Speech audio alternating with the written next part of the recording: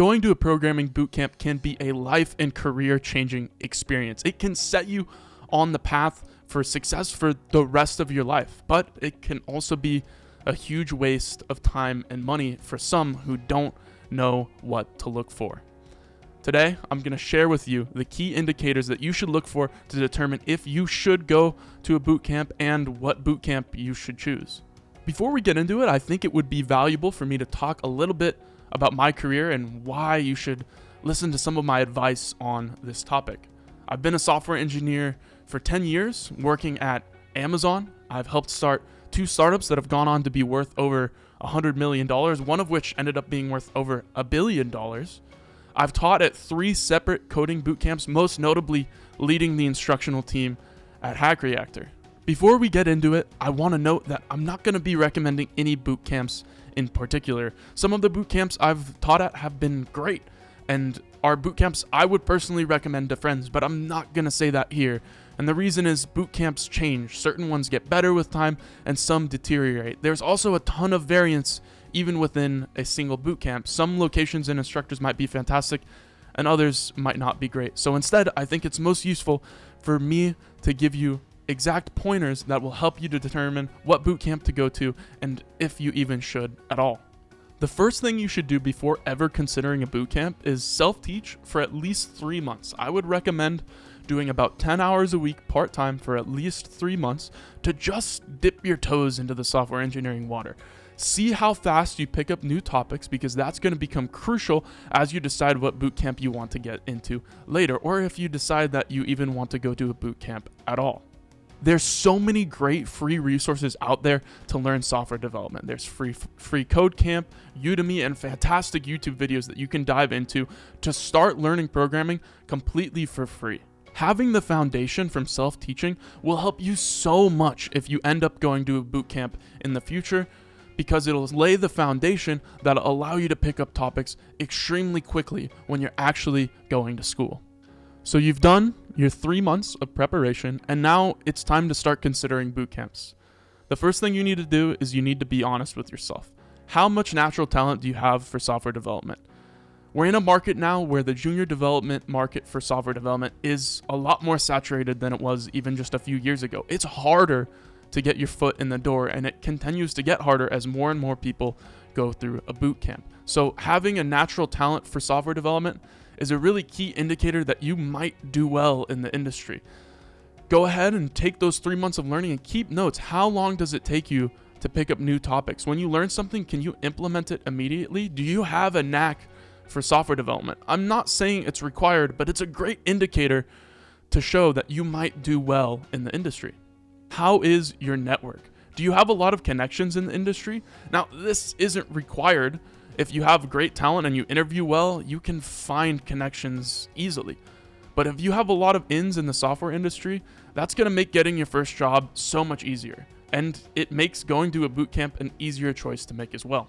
Finally, how good are your soft skills? How well do you interview? How well do you think you will be on the phone with recruiters? If you're someone who's very charismatic, getting yourself into those interviews will be so much easier once you finish. Next up, you need to be aware of the market that you're going into. Are you willing to relocate? If you're not willing to relocate and you're based out of somewhere, say like San Francisco, a bootcamp is a scary proposition. The reason is you have a ton of competition. The market in San Francisco and Los Angeles and New York City are extremely oversaturated with junior developers, and it can be really challenging to find your first job in a city like that, and then it could take a lot longer than in other places. If you're willing to relocate, or if you're based out of somewhere that isn't oversaturated, such as Columbus, Ohio, which is the first easy city I have here, or even a place like Phoenix where the market isn't too bad, then going to a boot camp can be an easier choice to make. But if you're not willing to relocate and you're out of a city where there's an oversaturated market, then you should really consider if you think you can stand above the rest of the competition. Let's talk about how to research what boot camp you should go to. So you've done your months of preparation, you're ready to dive into, but the question is, what boot camp do you go to? Well, the thing is, there's not a blanket recommendation. Even if you had a friend who went through a boot camp and had a good experience and got a job, that might not be the right boot camp for you, and you might get a different instructor in a different location and have a terrible experience. There's a lot of variance even within the same boot camp. What I would do is I would go and reach out to employed graduates and unemployed graduates on LinkedIn and see what their experience was. Get a wide variety of perspectives on the boot camp that you're considering. Next, look at the boot camp instructors. If you've gone through the orientation process at a boot camp and you've opened the conversation with the boot camp's admissions advisors, ask who your instructor is going to be and do some research. Look at their LinkedIn, because you might find some really big red flags. And one of the biggest one that runs rampant throughout the boot camp industry is boot camp instructors who've never worked professionally. I know, it sounds crazy, but they're all over the place. I've seen boot camps where truly every single instructor on location was just a student there that they thought was talented and then they hired. And I'm not saying that that's a bad thing. I have, as a lead instructor, hired talented students to teach as well. But when that's every instructor at a location or every instructor in the boot camp, that can be a problem. You're going to run into the situation where, one, all of the instructors you are learning from don't actually have professional experience. So they're just teaching the same curriculum that they taught. They're not challenging it. They're not bringing it up to date with newer working standards. And then two, they don't have any fantastic professional network of their own. You want to work for an instructor that, if he sees you're really talented, has friends that he can refer you to. That was what I was as an instructor. I had students that I thought were really impressive, and I could refer them to companies that I had worked with in the past or that were interested in me, and they trusted my perspective. You want to learn from instructors like that. And again, I'm not trying to throw any shade here. The example I have here on the right is from a real instructor, but I've blurred out some stuff.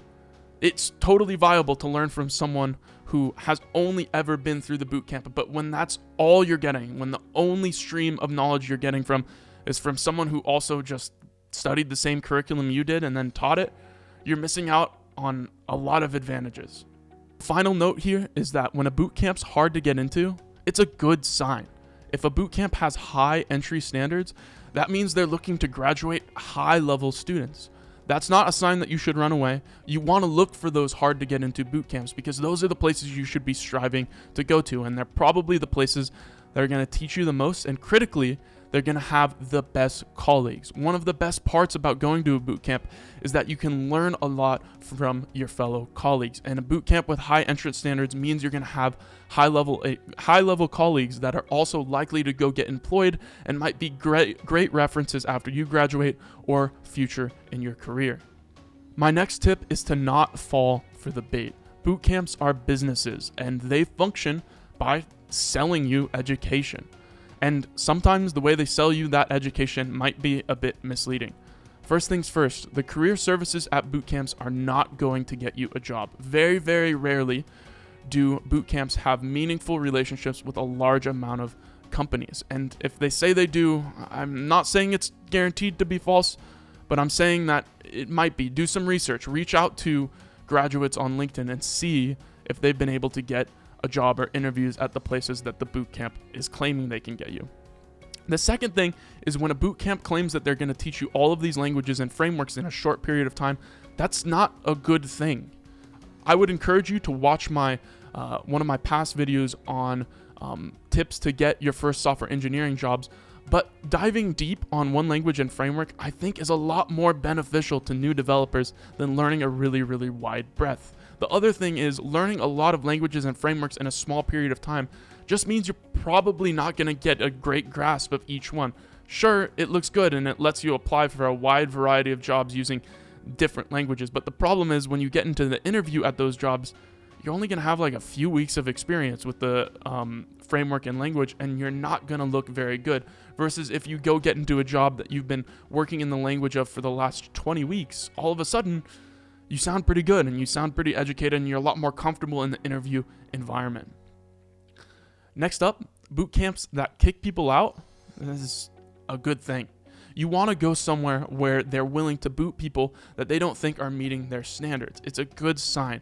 When boot camps let students go that they don't think are going to be successful, that's something you want to look for. You want to look for somewhere with high entry standards and high standards throughout the program. That means it's a place that you can trust cares about giving you a good education. Something I've already mentioned but is worth noting again here is that there's a lot of variance even in the same bootcamp. Just because a bootcamp has really high reviews across the board and maybe your friend graduated and had a great experience doesn't mean you will as well. It changes over time. Do research on recent grads and the instructor that you would get if you joined the bootcamp yourself. Make sure you know what you're getting yourself into. Final note here, you're probably not going to get hired by a FANG company that's Facebook, Amazon, Apple, Netflix, Google, right out of graduation. It happens. Bootcamp grads do get hired by those companies, but it's really, really rare. Don't get baited by the fact that a lot of boot camps have, our students work at Google, our students work at Netflix on their site. Oftentimes, those are students that have graduated years ago and have gone on to work for those companies afterwards. The likelihood that you graduate and go straight to a company like that is fairly low at most boot camps. I'm not saying it can't happen. I'm not saying it hasn't happened. I had students that went on to do that. But in all honesty, out of the students I taught, it was an incredibly small percentage that went to go work for a FANG company. My final point here is, honestly, you might not need one. The free resources that are out there now and the cheap resources through a site like Udemy are just so reasonable and so quality that if you're talented and self-motivated, you can teach yourself everything you need to make some initial apps and get your foot in the door and start interviewing. Now, with that said, I'm not saying you shouldn't go to a boot camp, but if you're considering a boot camp, you should consider if you can learn and teach yourself in a similar amount of time or even part-time as well. It's something to think about. If you're considering a boot camp, please put some thought into just self-teaching, especially if you have a strong network with some great engineers that you know personally. Self-teaching can be a great option. I have a really close friend that has been self-teaching software development over the last year and doing that while being able to maintain a full-time job so he doesn't have to sacrifice his economic health. And because he knows me and some of my other friends that are software developers, he's able to get good mentorship, and it really looks like he's going to be getting his first job here in the coming months. So it's an option to consider if you have a strong network and you think you're talented and self-motivated. Thank you so much for taking the time to watch this video. If you found it useful, let me know down below. Leave a like maybe.